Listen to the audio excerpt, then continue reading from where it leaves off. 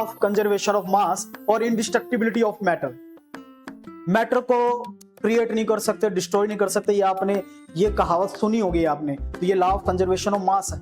According to this law लोइसर ने दिया था। इस लॉ के अकॉर्डिंग क्या रहता है, अगर आप टोटल मास रिएक्शन से पहले देखेंगे और टोटल मास रिएक्शन के बाद देखेंगे तो वो दोनों बराबर आएंगे, इक्वल आएंगे। और यू कैन से कि the total mass of reactant is equal to total mass of product. तो थोड़ा मैं लिख भी देता हूं, आई थिंक आपको समझ में आ गया होगा। दैट इज, ये क्या कहता है, लॉ ऑफ कंजर्वेशन ऑफ मास क्या कहता है, टोटल मास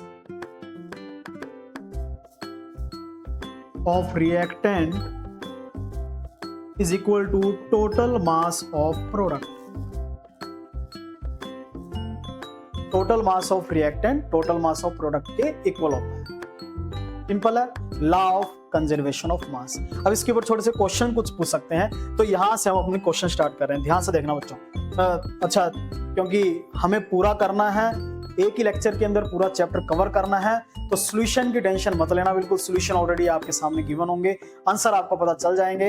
हाँ, अगर आप करना चाहते हैं तो एक बार वीडियो को पॉज करके या एक बार स्क्रीनशॉट लेके कैसे भी करके आप क्वेश्चन की स्टेटमेंट पढ़ो, खुद करके देखो, फिर बाद में मैच कर लेना। बट मैं आपको साथ साथ सॉल्यूशन साथ में बताता जाऊंगा, आपके सामने सॉल्यूशन स्क्रीन पे विजिबल भी होगा।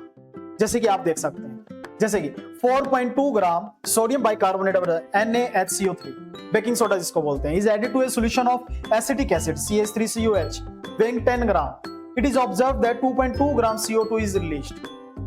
कुछ इंफॉर्मेशन दे रखी है, कितने ग्राम ये लेके चलते हैं और इस सॉल्यूशन में ऐड करते हैं, जिसका वेट इतना है, और ये ऑब्जर्व होता है 2.2 ग्राम CO2 रिलीज हो रही है एटमॉस्फेयर के अंदर, और residue is found to weight 12 gram. Residue जो बच जाता है, मान लो कोई गैस निकल के उसके बाद सॉल्यूशन में जो बचता है उसको रेसिड्यू बोलते हैं, तो रेसिड्यू जो बचता है उसका वेट है 12 ग्राम। और कहते हैं कि क्या ये जो डाटा आपको दिया है, क्या लॉ ऑफ कंजर्वेशन ऑफ मास को ओबे कर रहा है, क्या एग्री कर रहा है उसके साथ। तो लेट अस चेक, देखते हैं। ये रिएक्शन है बच्चों, ये रिएक्शन आपको अच्छे से लिखनी आनी चाहिए, क्या बनेगा। तो यहाँ पर ये देख सकते हो आप, सोडियम बाइकार्बोनेट एसिटिक एसिड के साथ मिलकर के सोडियम एसीटेट बनाता है, H2O बनाएगा और CO2 निकालेगा। तो इनिशियल मास आप देखोगे, इन दोनों का सम अप करके देखोगे बेटा 4.2 प्लस 10 14.2 है।